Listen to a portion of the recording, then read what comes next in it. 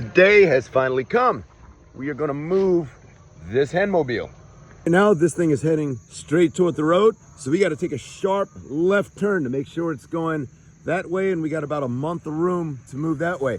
In order to move it, we've got to get the tractor. And before we do that, we've got to get everything staged up. So first, we're gonna grab all their feeders out of the way. So step one is done.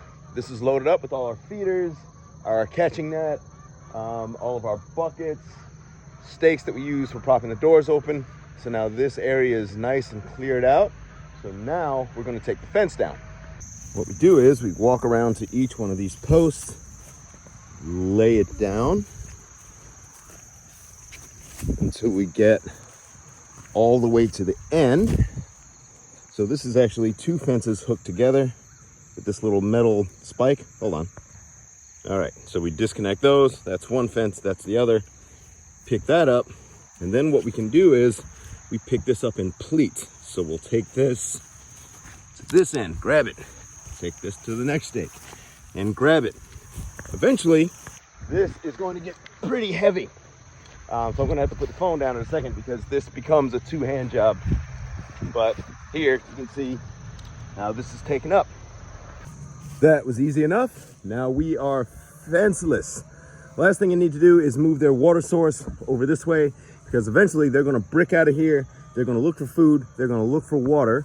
And what I don't want them to do is to look over there for where their water was because that is behind where they're going. I need them to go this way. So I gotta move that thing over yonder.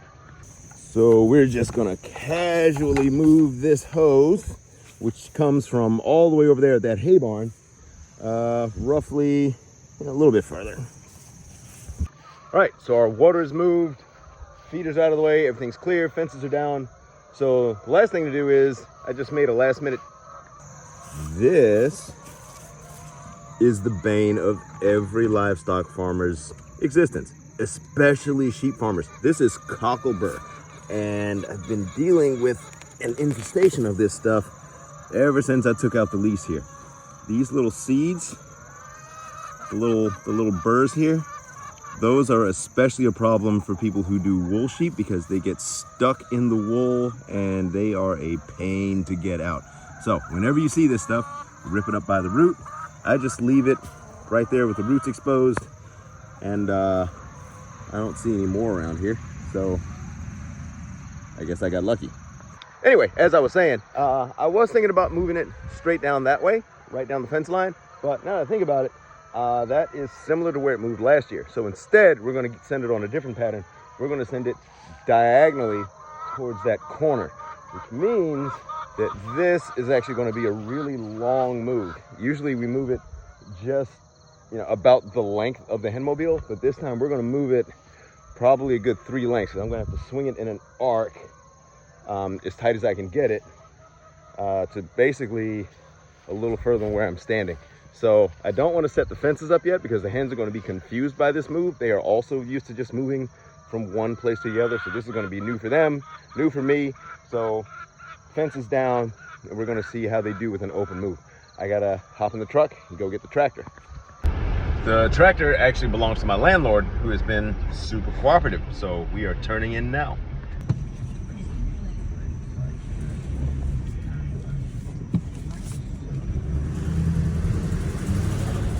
Right, so we're gonna have a look-see. We're going after that tractor right there, little guy.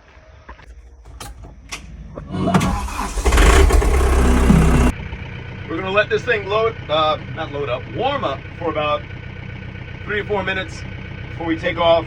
Not too cold out, so don't need to warm up forever. But just a quick crash course for anybody that's never used a tractor before.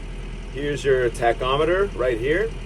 This is your PTO range, so if you're using any implements off the back that use the power takeoff, like a seed spreader or a disc or a compost spreader or whatever, you want to be operating usually within those ranges. This is your fuel gauge, this is your temperature gauge. Down here is your 4-wheel drive lever.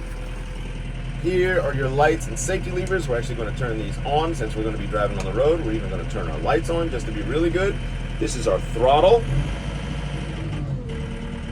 Over here we have the control, the joystick for the hydraulic bucket. Pull back to raise the bucket, push forward to lower the bucket. you tilt to the left to basically scoop the bucket in, and you tip to the right to scoop the bucket down. We're going to have it scooped all the way up, again, since we're going to be on the road.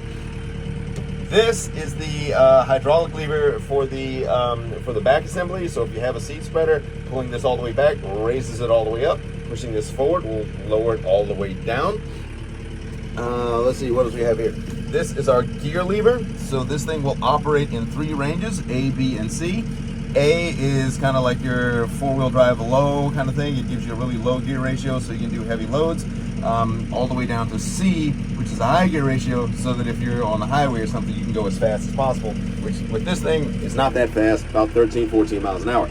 Over here, you've got your brake. The brakes are disconnected, so you can actually engage the left brake and the right brake separately, or you can use this little tab down here, which is usually down for us, so that whichever one you press, it presses both at the same time. That's usually the safest option. And then this tractor, this is a fun little thing. We don't have a clutch because this thing has a hydrostatic clutch.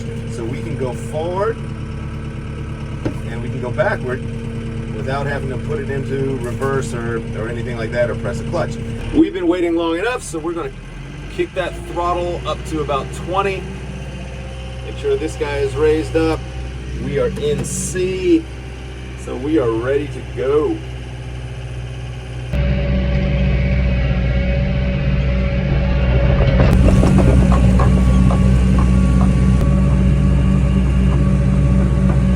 Can you do roll? Some nice soybeans that are starting to get into their, not quite the drying phase, but they're getting there.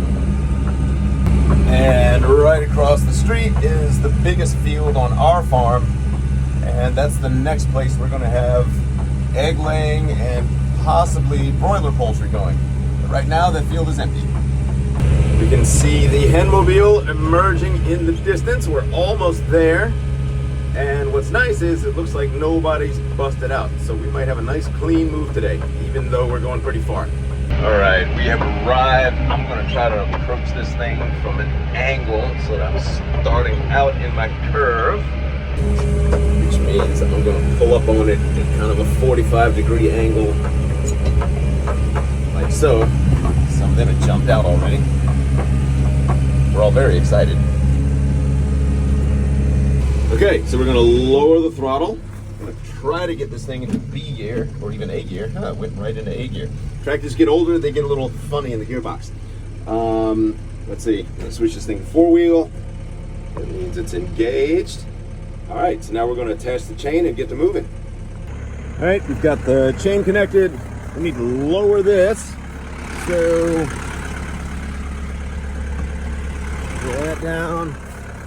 Down he goes. I think we're ready to pull. All right, we've opened the bottoms to let them start streaming out this way. They're gonna mill about here where their feet used to be.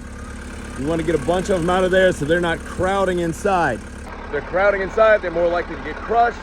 So we wanna see a good amount of them running around out here. They're going right towards where we placed that water, which is exactly what we wanted. Try to move this Henmobile right around to that side of it. All right, here we go. Gonna kick the throttle up. Make sure we got plenty of power for this. We're in 4-wheel, we're in low gear. All right, we're gonna start moving.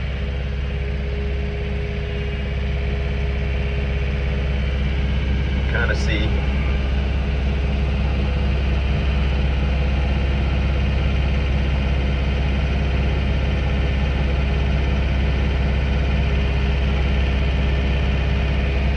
I don't like it. It's a little too much of a lateral pull. So I'm gonna pull a little more straight, and I'm just gonna do kind of an end round instead of trying to just kick it on its axis. All right, so now we're gonna come back a little more straight on it, get it moving and pull it on a more gentle curve.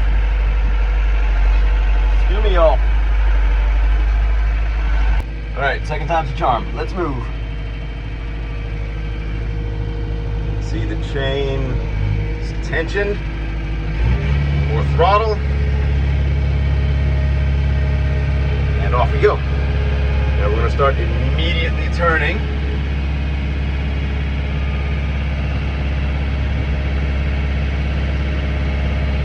turn as hard as we can without ripping this thing apart. You can see it's sliding left. Getting a pretty good angle.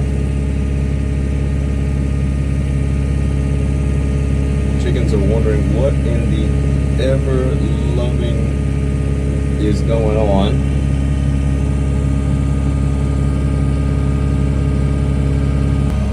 Let's see the angle we're turning at here.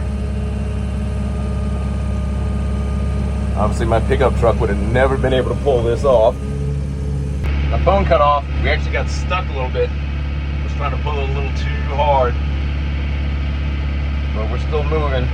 This arc's a little wider than I'd like. But we'll see how we get. All right, straighten out again. These girls really want to know what my problem is. Why is our house moving? All right, so now the tractor's pointing in the direction I want. So I just gotta hope that this thing kicks out and straightens out and keeps my paddock within distance of the water, because that's not gonna move much further this way.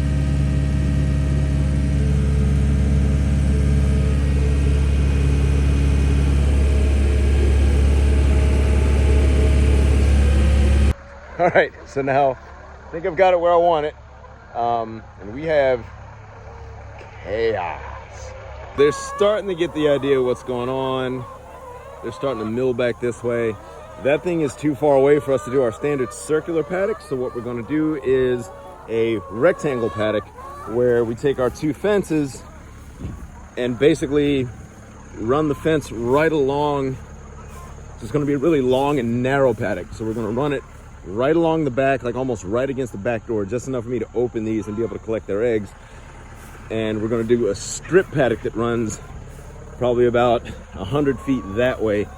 So that way their water will be in here. I don't have to bring out any extra hoses, which I don't feel like doing.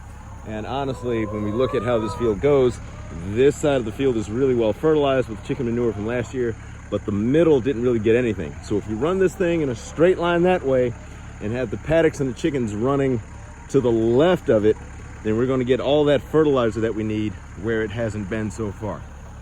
But they're coming back. Which means that now I'm gonna drive the tractor back where I just came from, bring the truck back, get everybody fed. Head back, got a line of about 4 cars behind me. As they say, if you're in a hurry, don't move to the country. All right, we are done.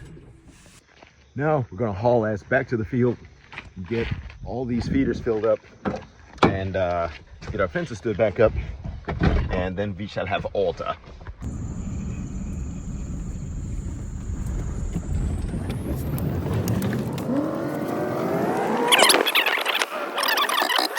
Before I feed them, I'm gonna put up their new fence line.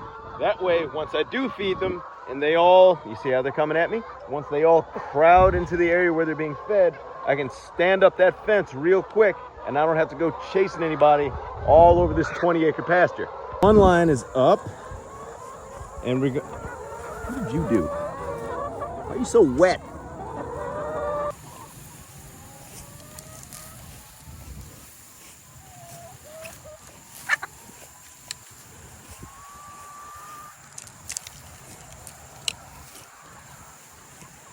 All right. You kicking chickens behind me. Fence line is up. Now it's time to feed. Yeah, they are in here. They know what time it is. They know what's coming. All right, that is a pretty picture.